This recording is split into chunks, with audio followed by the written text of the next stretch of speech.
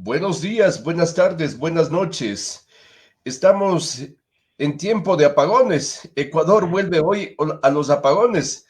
A los 14 años volvemos a los apagones y estaba revisando que hace 30 años también hubo apagones en el gobierno del presidente Sixto Durán y en noviembre se decretó la hora Sixto para afrontar los apagones. Esta hora Sixto demoró hasta febrero o duró hasta febrero del año 1993. ¿Cómo ha pasado el tiempo?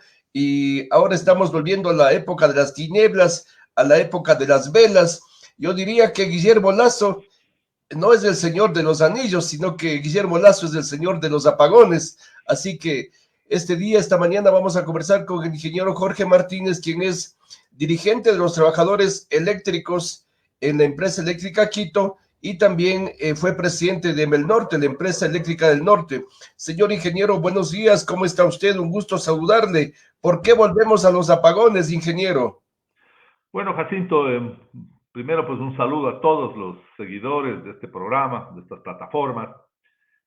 Yo creo que esto tiene un nombre muy sencillo, ¿no? Esta es la irresponsabilidad con la que se ha manejado el sector eléctrico. Yo creo que el tema del estiaje es un tema que lo conocemos todos y me refiero particularmente a los técnicos, porque siempre uno piensa, pues, ¿no es cierto?, que a veces estas decisiones que toman quienes tienen esa responsabilidad, porque hay que recordar, ¿no es cierto?, que elegimos mandatarios y por lo tanto hay autoridades que al final están al frente de la política pública. ¿Y quiénes son estos? O sea, estos son el ministro, que es el responsable de la rama de energía y particularmente de la electricidad, hay viceministros, luego, ¿no es cierto?, esto se expresa en la en la institucionalidad que el sector eléctrico tiene, que son fundamentalmente las empresas públicas. Y entonces estas empresas públicas y todas estas autoridades responden, pues obviamente, a una línea de decisión del gobierno de turno. Entonces, como usted ha dicho, decía, abajo hay un equipo técnico de profesionales que tienen muchos años en el sector eléctrico, que conocen el sector eléctrico, pero claro que lamentablemente sus observaciones, su trabajo, no es escuchado. Entonces, en el Ecuador, aquí no hay un secreto a voces de que tenemos un estiaje en los meses de octubre a abril. Esto siempre, es decir, esto es porque somos una región perfectamente definida desde el punto de vista topográfico, y entonces deja de llover en la cuenca oriental y llueve, lógicamente, en la costa. Esto es así, esto pasa siempre. Recuerde usted, ¿por qué entonces había vacaciones en la costa en los meses de diciembre, enero? Por el invierno, pues, porque finalmente había mucha lluvia y entonces era preferible que la gente no pueda estar en las escuelas, en los colegios. Entonces, todos sabemos que hay estiaje. Por tanto, un sistema que funciona fundamentalmente con una capacidad hidráulica, para que nuestra gente nos entienda, el Ecuador tiene casi el 88% de su generación que se fundamenta en sistemas renovables, de energía fundamentalmente de agua, hidráulica. Y si esas centrales, ¿no es cierto?, para tener una idea, de cerca de 7,000, voy a hablar en cifras cerradas, si 4,000 de esos megavatios o más de esos megavatios están en la zona en donde va a haber estiaje, sin duda sabemos que esas centrales de generación van a bajar su producción.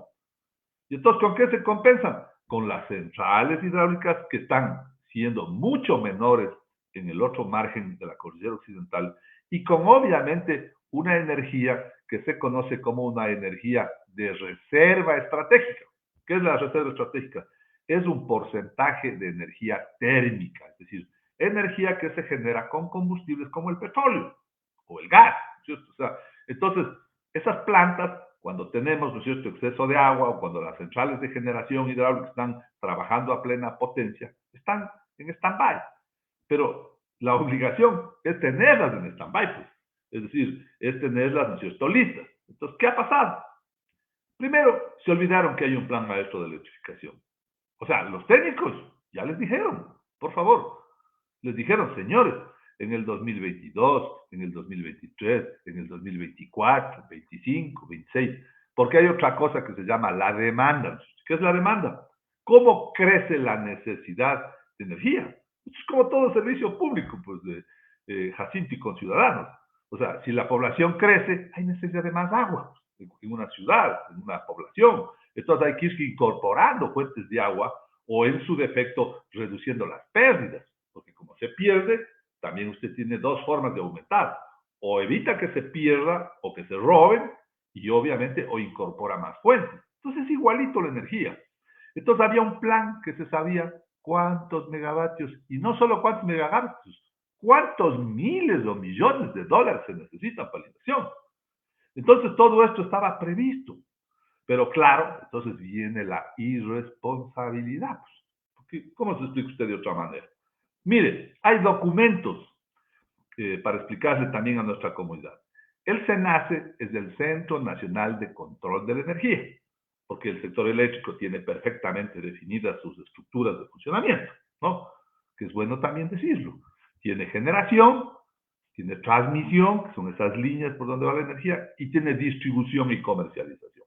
Entonces, unas empresas generan, una empresa nacional traslada la energía, desde donde se genera, y otras empresas distribuyen y comercializan en su área de concesión. En el norte, Loja, Cuenca, Quito, CENEL en el Guayas, en fin. Entonces, al final, ¿cierto? Esto lo sabían, ¿sí? Y claro, de forma, digamos, irresponsable, entonces este SENACE, que es el Centro de Control de la Energía, ¿cierto? Ya les dice en febrero, en una carta, les dice, señores, les anticipamos que hay un problema grave. Les trasladamos el plan operativo para el año 23-24, el plan bianual.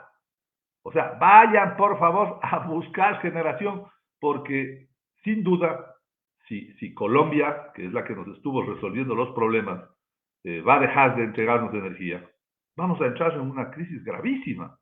Entonces, sabían desde febrero, sabían con los técnicos desde hace mucho tiempo, desde el gobierno pasado, ¿no? Y claro, no han hecho nada. Entonces, uno se empieza a preguntar, ¿qué puede haber tras de esto? Entonces, mi mamacita sabía decir, ¿no? Piensa mal y acertarás, ¿sí? Así decía mi madre, estos consejos sabios de los antiguos.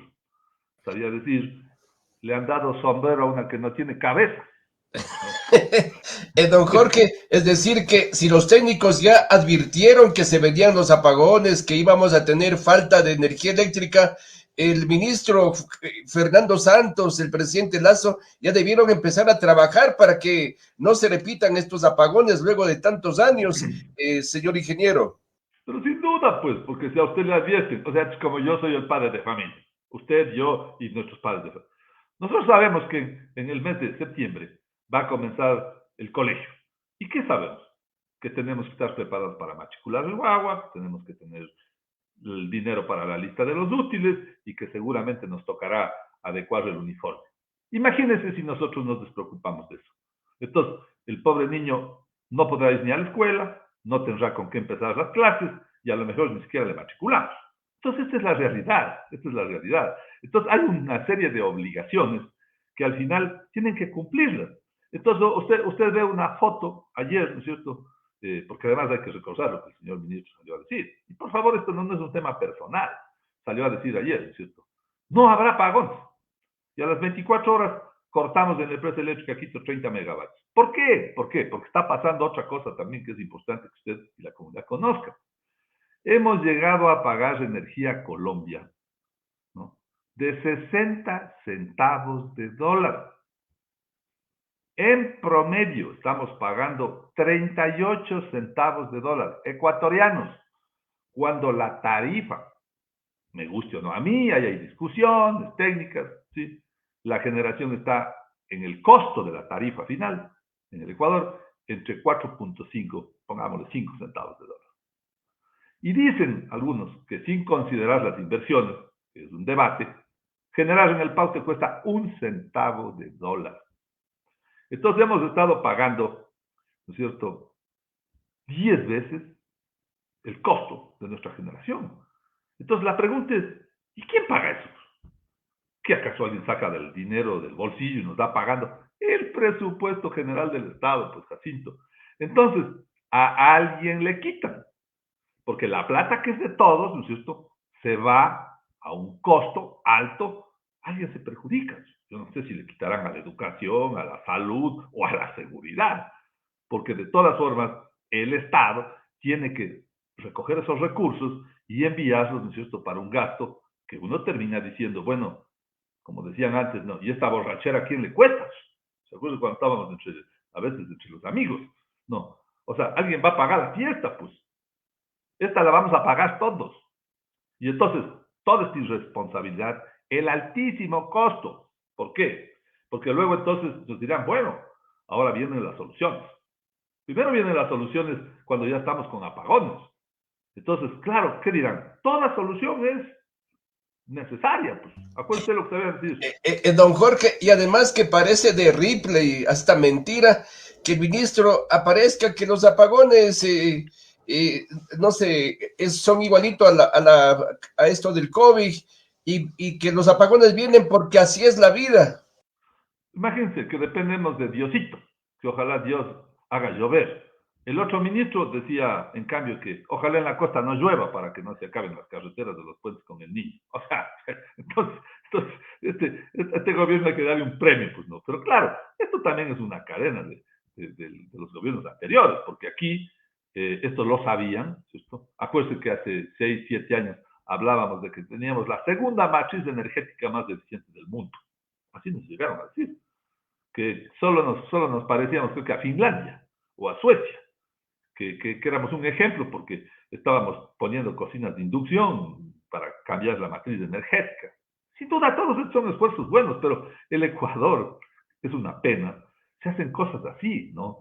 Primero se ponen las cocinas de inducción y después se acuerdan que ha habido que cambiar las redes y los transformadores. Entonces, primero le entregan cocinas de inducción a la gente y luego había que mejorar la red, 500 millones de dólares más, porque era elemental.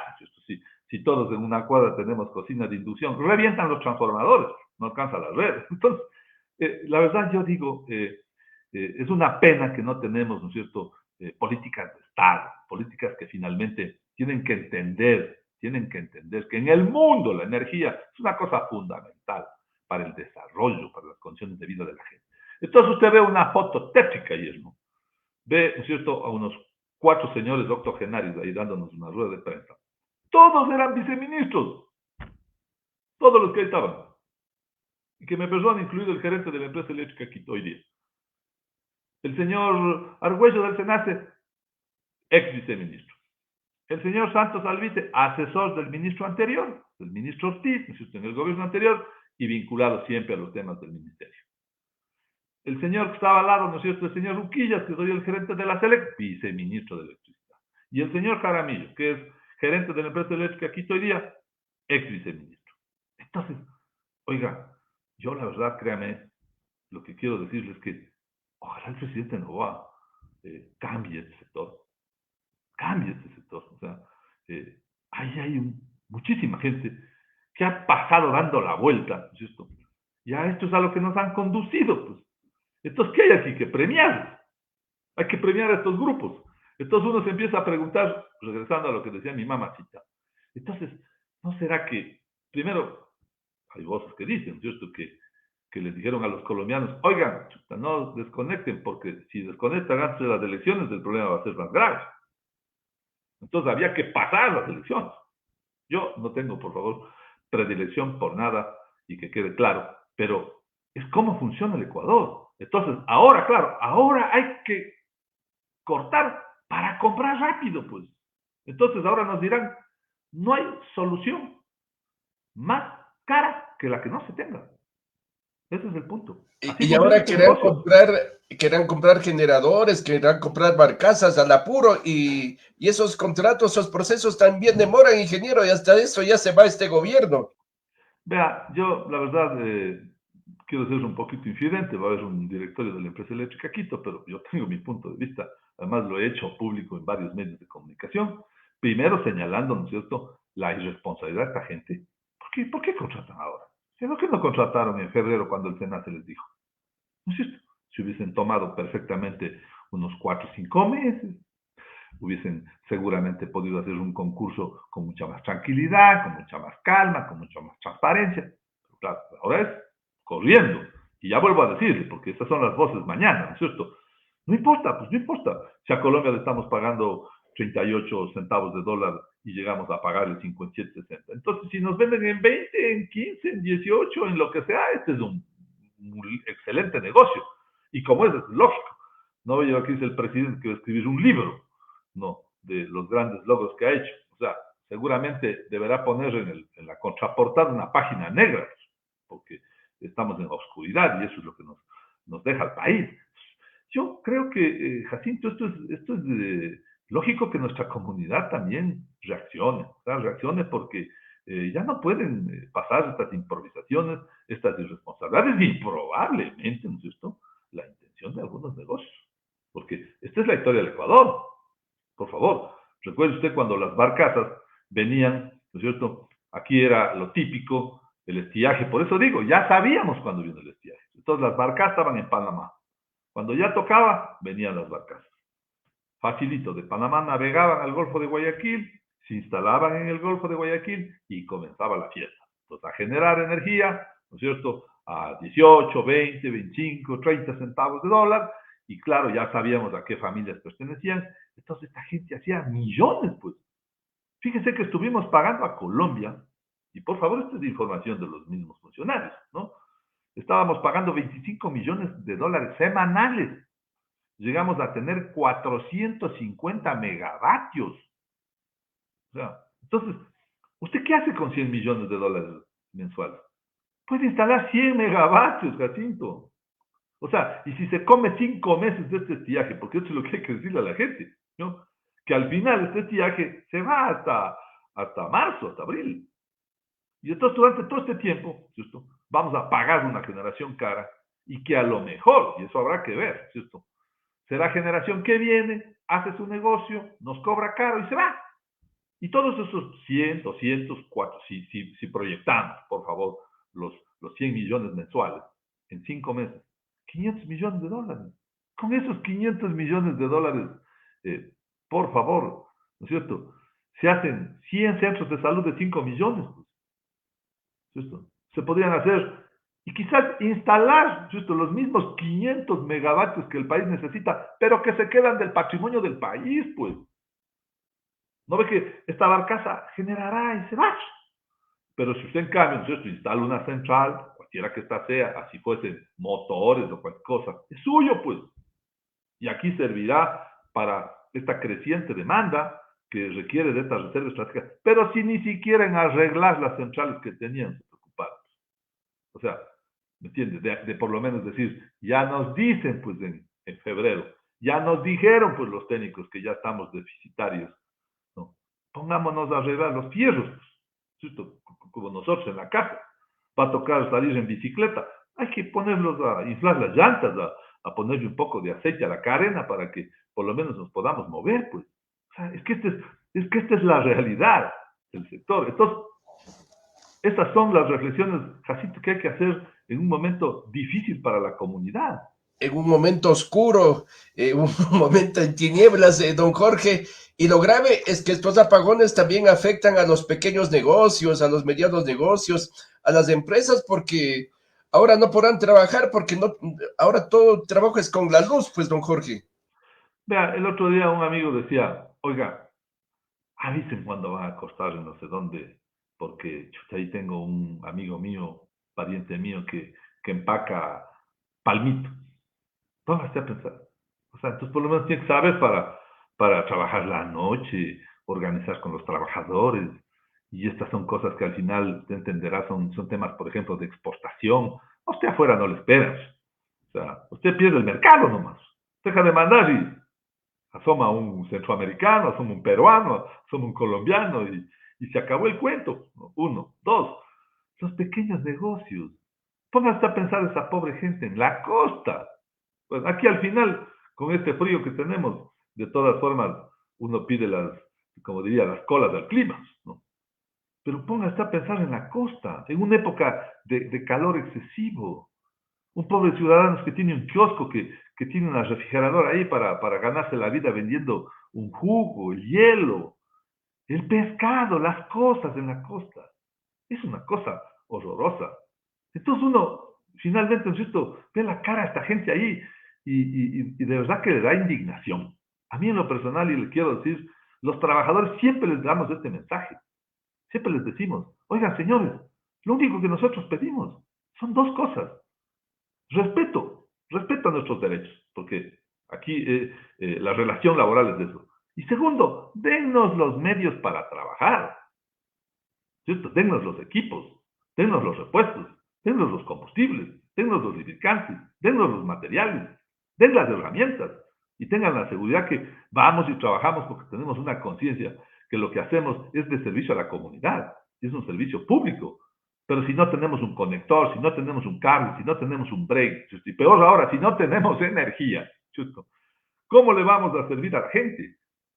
Y claro, esto también va de la mano, ¿no es cierto?, de todo ese proceso que usted conoce en mi discurso, Jacinto, es acabar lo público, ¿no? Es como que esas gentes vienen en ese papel. Hay que llevarlo Para a... privatizar, don Jorge, entonces quieren hacer ver como ineficientes a las empresas del sector público. Y ahora usted, que es un hombre que ya ha vivido en este mundo de la electricidad, de la energía, ¿qué le recomendaría a los vecinos de Ecuador para que cuando llegue el apagón, como es, no se le dañen sus aparatos electrodomésticos, sus aparatos eléctricos? ¿Qué deberían hacer como precaución, don Jorge? Pero yo lo que creo es que, obviamente, en este momento, como habíamos dicho, ¿no? Hay varias cosas que yo creo que hay que señalar. Primero, que el presidente actual, y yo aquí quiero ser súper claro, ojalá no se rodee de esta gente.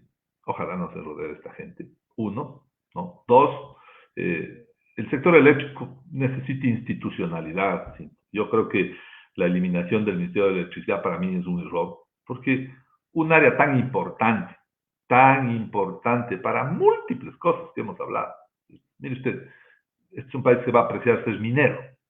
Ya. Yo, por favor, no voy a entrar en el debate ni de los extractivistas ni de los no extractivistas.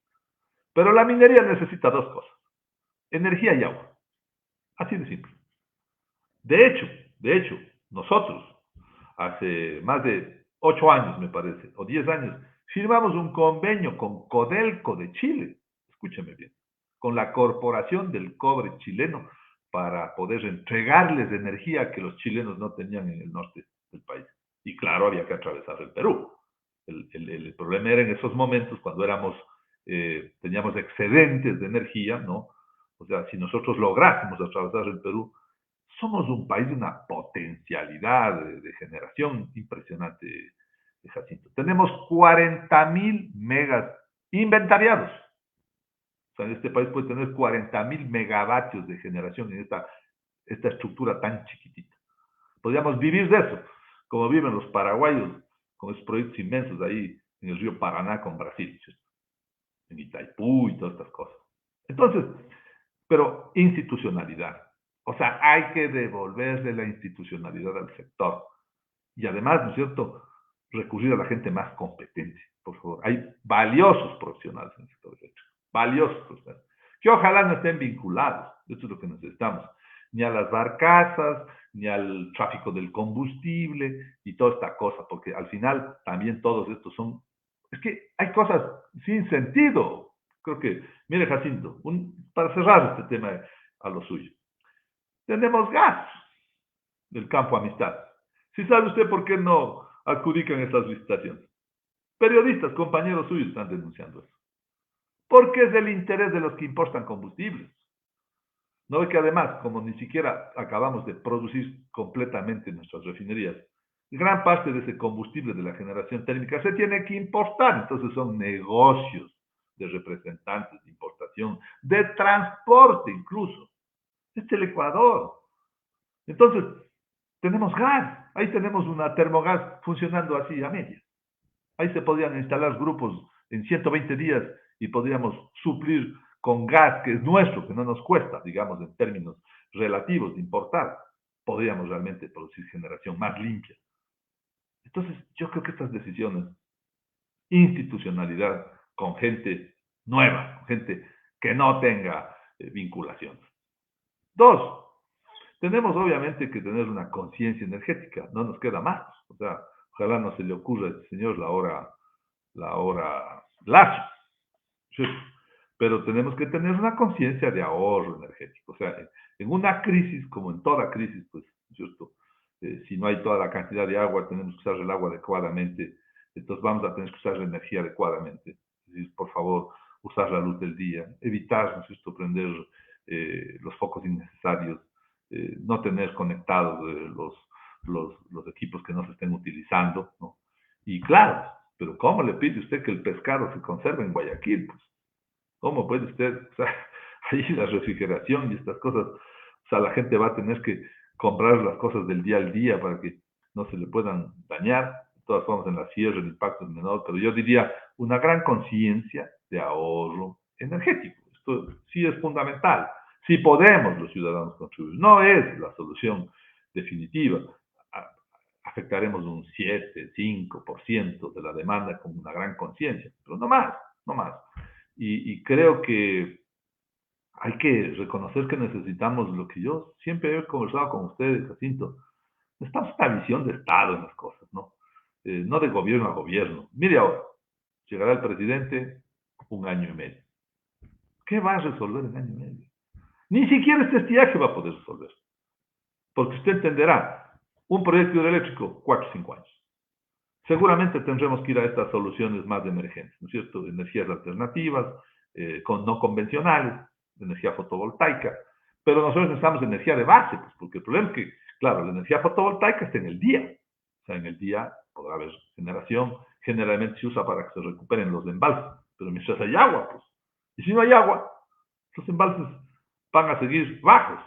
Entonces, todas estas soluciones y estas técnicas va a tener que tomarlas de manera emergente. Lo grave de todo es que cuando lo emergente se presenta, no siempre es lo más barato, porque en escasez la gente se aprovecha, se conoce como es esto, ¿no? O sea, suele decir nuestras mamacitas, decían, está carísima la papa, ¿no? Entonces, es como la economía de la papa. Entonces, un día en el mercado la papa vale $20 el quintal y otras veces vale $4.